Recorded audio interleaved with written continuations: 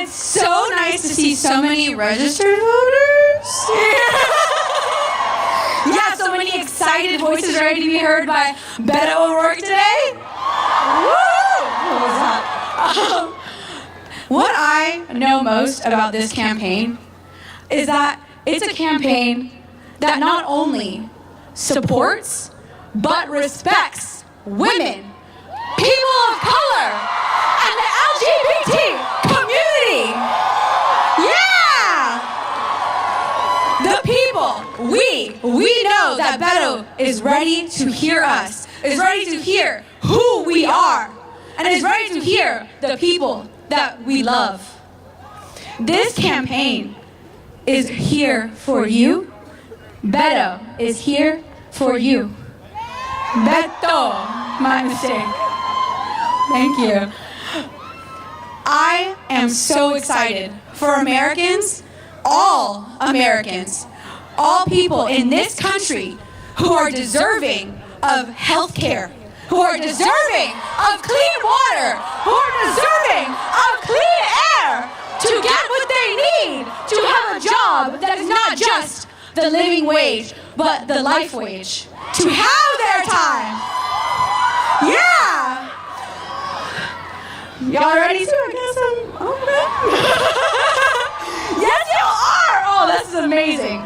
Okay, so let me introduce the man, not the myth, but the legend, Beto O'Rourke, baby! Let's get it up for Beto!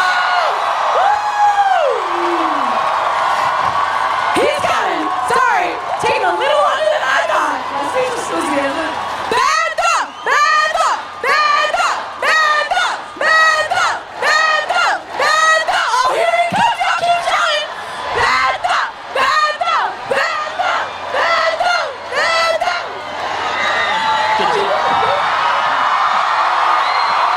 Yo!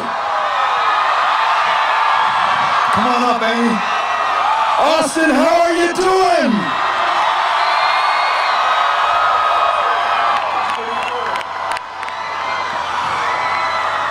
We love you, Austin. It is so good to be back here in Austin, Texas, the center and the source of so much of what is good for Texas and for the United States of America, right here.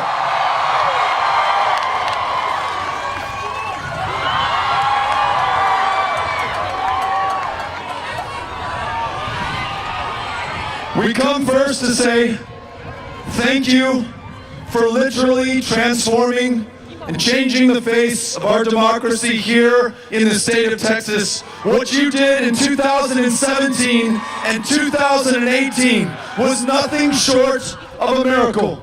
You helped to take a state that had ranked 50th in the country in voter turnout, not because we love our democracy any less than anyone else in any other state, but because our legislature drew us that way, drew people out of their districts based on their race and their ethnicity, drew them out of a reason to vote, drew them out of their very democracy. But you would have none of that. All people, no PACs, no corporations, in every single one of the 254 counties of this state, we decided that we would show up and that we would get after it. We showed up both with the courage of our convictions and a willingness to listen to and learn from everyone that we sought to serve. And though we did not win our Senate race, we came really close, closer than any Democrat has come in nearly 30 years in this state. But here's what you did do. You literally changed the composition of the state legislature right behind where you're standing right now. Y además, we have two new members of Congress from the state of Texas, Democrats who are sitting in seats long held by Republicans. You helped to make that happen. And in Harris County, home to Houston, Texas, 17 African American women elected to judicial positions, literally changing the face of criminal justice in this country's most diverse city. So thank you, Austin, and thank you, Texas, for what you have done. You have made this moment possible, and we need it, and we're going to need every single one of you, because we're up against the biggest challenges of our lifetimes. We have an economy that works too well for too few, and not at all for too many. A system of healthcare where millions are unable to see a doctor or be well enough to live to their full potential, and our last best chance to confront climate change before it is too late is fading in the face of our inaction. Now, we must overcome these challenges, but we must first ask ourselves how this, the wealthiest, the most powerful country on the face of the planet, the most powerful country in the whole of human history, has found itself in such a perilous position. It is because those who hold a purchase on power do so at the expense of the powerless. They use fear and division, the same way that this president is using fear and division, based on our differences of geography or race or ethnicity or religion, to try to keep us apart, to make us angry, or to make us afraid of ourselves or of one another.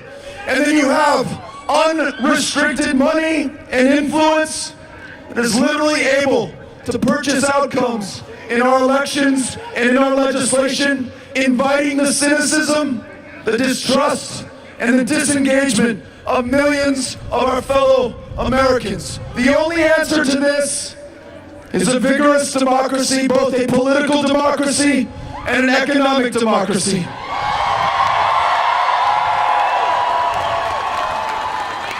But when the safeguards of this democracy are manipulated by those in power, when members of Congress choose their own voters, when the Supreme Court says that corporations are people and money is speech, when PACs and special interests can buy these elections, when we refuse to expand voting rights but instead functionally contract them, then we have our work cut out for us, because if we continue on this trajectory, we will be a democracy in name only. And this idea, we were founded on the basis that we were all created equal to equal opportunity, will be seen as a lie to those who've experienced gross differences in opportunities and outcome, in education, in healthcare, in our economy, and in justice. I want to make sure that given the challenges and the threats to our democracy before us, that we do not meet them with only half measures or only half the country. It's going to take all of us and everything that we've got. Are you with me?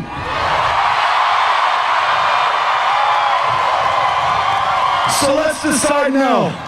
Whatever the difference is between us, where you live, who you love, to whom you pray, for whom you voted in the last election, none of that matters given what we face right now. Before we are anything else, let us decide that we are Americans first.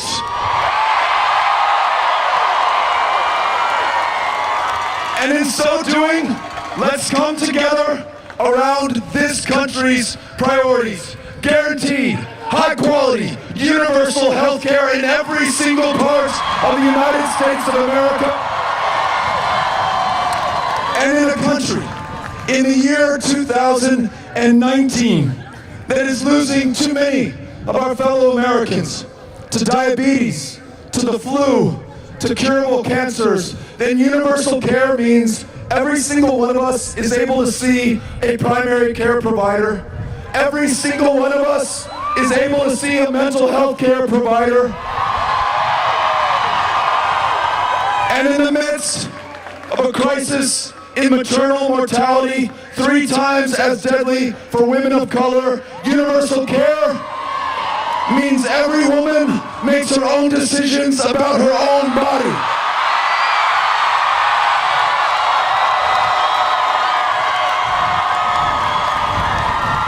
If we really believe in an economy that works for all, then we're going to begin with world-class pre-K through 12 public education, every part of this country. And we will not ask teachers and our educators and our social workers and our librarians and our counselors to work 2 or 3 jobs just to make ends meet.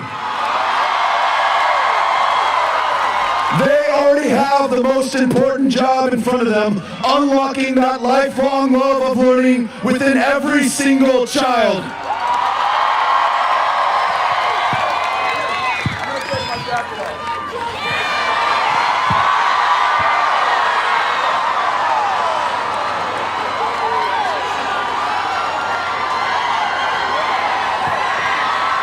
It's getting warm here. And we're going to continue by making sure that every child who graduates from high school is both college ready and career ready. College ready for debt-free college in a country that already has way too much college debt.